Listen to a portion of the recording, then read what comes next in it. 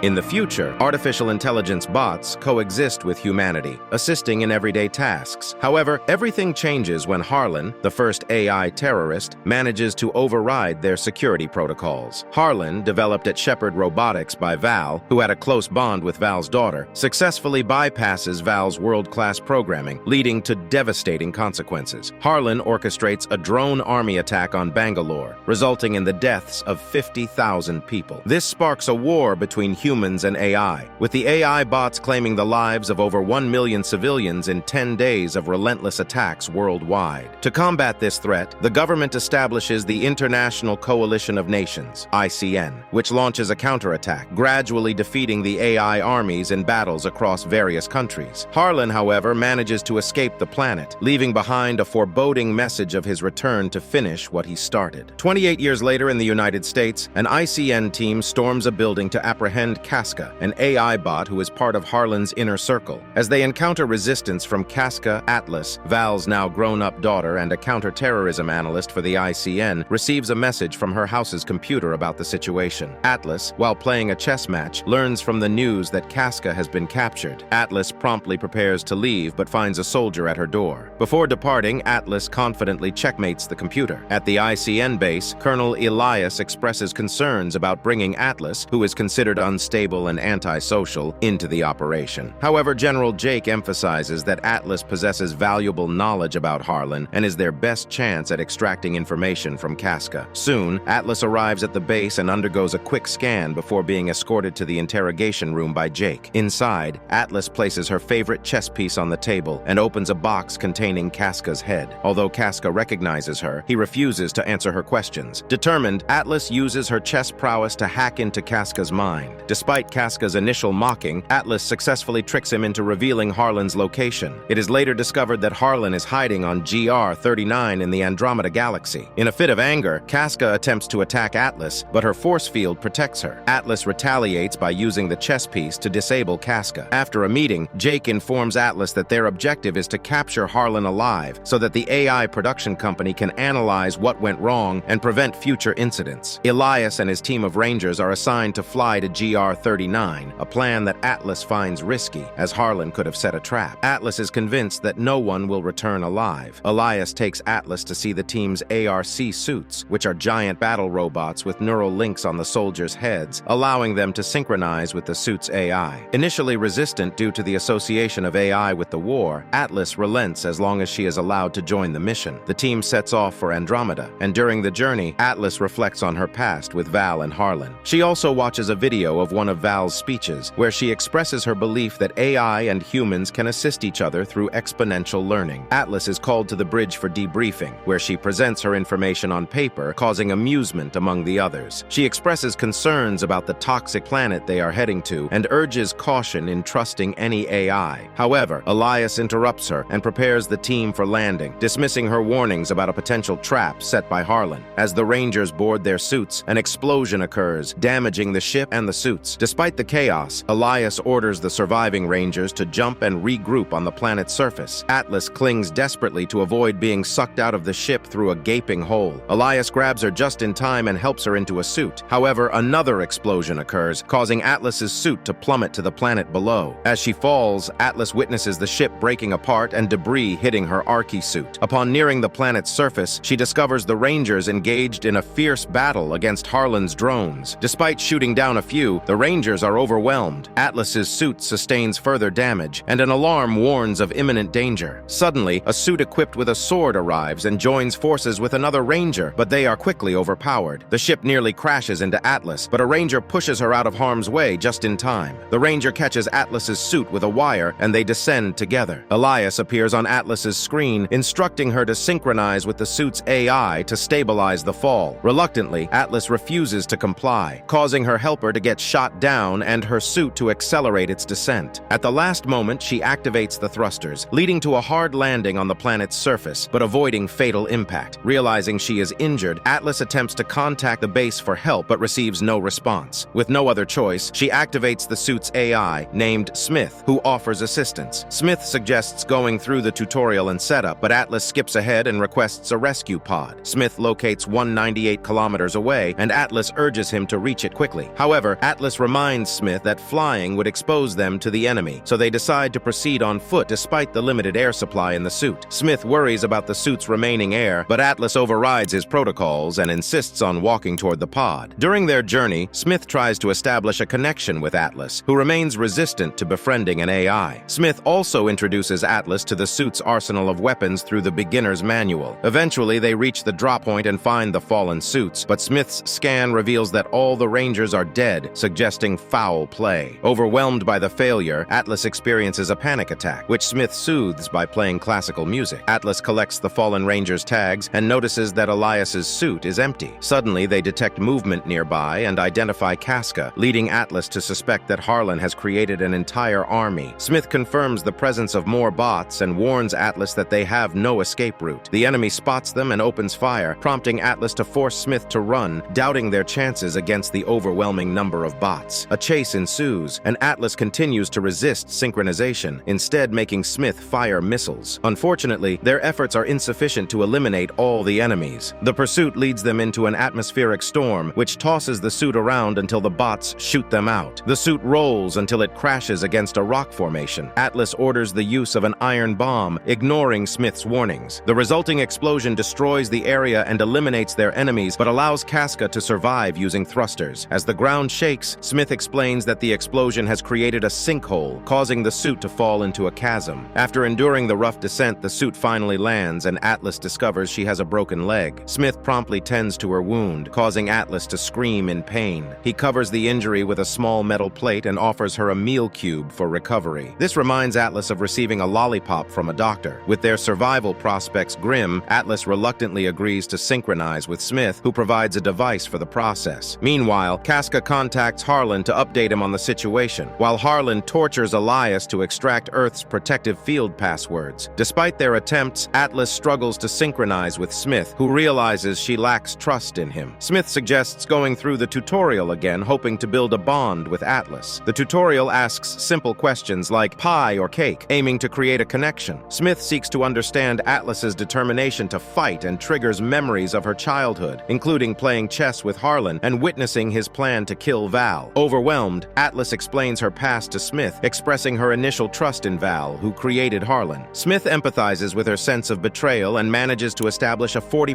synchronization. Now connected to Smith's system, Atlas sees the floating controls, and a scan reveals their depth of 498 feet below the surface. They agree to attempt an escape through a subterranean cave. Using the suit's thrusters, they burst through the rock and find themselves in a vast, beautiful cave. With only 14 hours of battery life remaining, Smith informs Atlas that they are 37 kilometers away from the rescue pod, prompting the need for a plan against the enemy soldiers. Atlas has a sudden inspiration, and Smith persuades her to collaborate on it, resulting in an increase in synchronization to 60%. They manage to find their way out of the cave, oblivious to Casca observing them from a distance. Atlas becomes captivated by the luminous flowers they discover, and Smith remarks that she is the first human to witness them. He suggests that Atlas give the flowers a name, but she can only come up with Planty. Just then, Casca's approach is detected by Smith, and he falls for Atlas's plan to use motion sensors that explode when he gets too close. The resulting shockwave fills the area with debris and smoke, but Smith remains unharmed and urges them to continue. Suddenly, a transmission from Casca is heard, and they trace it to find his severed head, which Atlas destroys. Using Casca's chip, they track his message to Harlan's base. Atlas locates the base on the map and decides to tag it for the long-range bombers, despite Smith's concerns about the danger. Disregarding his warnings, Atlas attempts to grab a respirator and leave on foot. However, Smith uses the neural link to block her motor control, allowing him to glimpse memories of Val's death. Atlas panics and overrides Smith's command, revealing her guilt regarding Harlan. Instead of explaining, she delivers a speech about saving humanity, convincing Smith to accompany her to Harlan's hideout. During their journey, Smith and Atlas bond through philosophical conversations, exploring concepts like living and soul, and whether they apply to machines. Upon reaching Harlan's hideout, they are astonished to discover a massive base that Harlan has been building for 28 years, gathering weapons in preparation for a counterattack. Smith buries a beacon to mark the location, but Atlas notices that the bots have captured the Rangers' ship and their warhead. Suddenly, Smith is hacked, a seemingly impossible feat. As the enemy approaches, Atlas tries to escape, but the suit is quickly disabled and crashes. In horror, Atlas watches as a new Casca finds her and captures her. Meanwhile, on Earth, Jake receives the message sent by Atlas and activates emergency protocols. Atlas finds herself chained up in Harlan's base, with her suit nearby but unresponsive. Harlan appears and explains his plan to destroy most of society, creating a better world. He reveals that everything has been part of his plan, including Casca's capture, Atlas's arrival, and the acquisition of the ship and warhead. Harlan only needs the other password from Atlas to disable Earth's shields. Strapped to a table next to an unconscious Elias, Atlas is subjected to a mind-reading device that extracts the password. Harlan, aware of her limited oxygen supply, decides to let her die slowly. To taunt her, he places her chess piece in her hand before departing. After Harlan leaves, Elias reveals he is alive and apologizes for not heeding Atlas's warnings. She discovers that her suit is nearby and uses Elias's neural link to contact Smith. With great effort, Atlas manages to awaken Smith, but he is incapacitated. To override the restraint code, they must achieve 100% synchronization. Atlas finally confesses her fear and guilt, revealing that she caused Harlan to override his programming as a child by unknowingly assisting him in accessing Val's mind. This manipulation led to Val's death and the subsequent destruction caused by Harlan. Smith assures her that she was manipulated and encourages her to let him in. They achieve 100% synchronization just as the suit bursts into the room, providing them with oxygen. Smith explains that his battery is low, Harlan will launch the warhead in a few minutes, and their weapons have been stripped except for a single shot in his chest cannon. Fortunately, there are weapons scattered around the base. Another wave of Casca and his bots arrives, but Atlas and Smith manage to fight them off and acquire more weapons. They crash through walls, eliminating as many bots as possible on their way to the exit. However, they are eventually cornered. In a critical moment, Elias appears with a weapon and signals for them to run before causing a massive explosion that destroys the base. Atlas and Smith make it outside, continuing to eliminate the remaining bots, and inadvertently bringing down a watchtower in the process. A group of defense drones are taken down by Atlas, but just as she is about to reach the ship, Harlan appears with a missile launcher, distracting her. Smith and Atlas must dodge the attack while the ship takes off with the warhead. Atlas wants to shoot down the ship, but Smith warns her that it will cause the warhead to explode and kill them all. However, Atlas believes that Smith can hack into the warhead to disable it, although it will take some time to crack through the 5 firewalls. While Harlan continues to shoot at them, Smith works quickly, and Atlas decides to shoot at the ship anyway. There is a large explosion in the sky, but it doesn't kill them, confirming Atlas's trust in Smith's ability to finish the hack in time. Debris starts falling all over the base, so Atlas and Smith begin to run away. Harlan follows them and pulls out a sword to start a fight. He moves incredibly fast and cuts off one of the suit's arms, causing it to fall into the lava. The splashing lava causes further damage, and Harlan jumps on the suit, sticking his sword through to hurt Atlas inside. Atlas rolls the suit to get him off, but the holes make it difficult to breathe, and she has to use the last respirator. Harlan then transforms his sword into a whip to continue attacking the suit. Smith analyzes his patterns and catches his last attack, dragging him towards the suit so they can punch him and tear off his sword arm. Just as Atlas is about to crush his head, Harlan retrieves his arm and uses his sword to jump all over the suit, trying to damage the reactor. The suit goes down, and Atlas is on the brink of death. Smith uses his last bit of energy to activate the defibrillator on his hand. Harlan attacks again, and Smith shoots his last cannon to push him away, but Harlan quickly recovers and causes the suit to fall. He climbs on top of it and destroys the reactor, while Smith apologizes to Atlas for not protecting her. When Harlan looks away, he finds the chess piece on the ground, and suddenly Atlas appears behind him, stabbing him in the head. Although he can still move, Atlas reaches into his head and breaks his circuits, deactivating him. At that moment, Smith announces that he is turning off the synchronization to transfer all the oxygen to Atlas. Atlas refuses to leave without him and starts answering the questions from the tutorial, admitting that she likes him. Touched by her gesture, Smith gives her a lollipop before shutting down. As the sun rises, the rescue team from Earth finally arrives. Sometime later, Atlas is healthy with a synthetic knee and no longer plays chess. Jake visits her and brings her the glowing flower from GR39, confirming that they have named it Planty. Atlas goes to work and reveals that she is now a ranger as well. When they introduce her to her new ARC, she is surprised to discover that they have rescued Smith's discs and installed him in her suit. Thanks for watching this video. If you enjoyed it, make sure to hit the like button and subscribe to my channel for more content like this. I always love hearing from my viewers, so feel free to leave a comment below with your thoughts on the video or any suggestions for future content. Once again, thanks for tuning in, and I'll see you in the next video.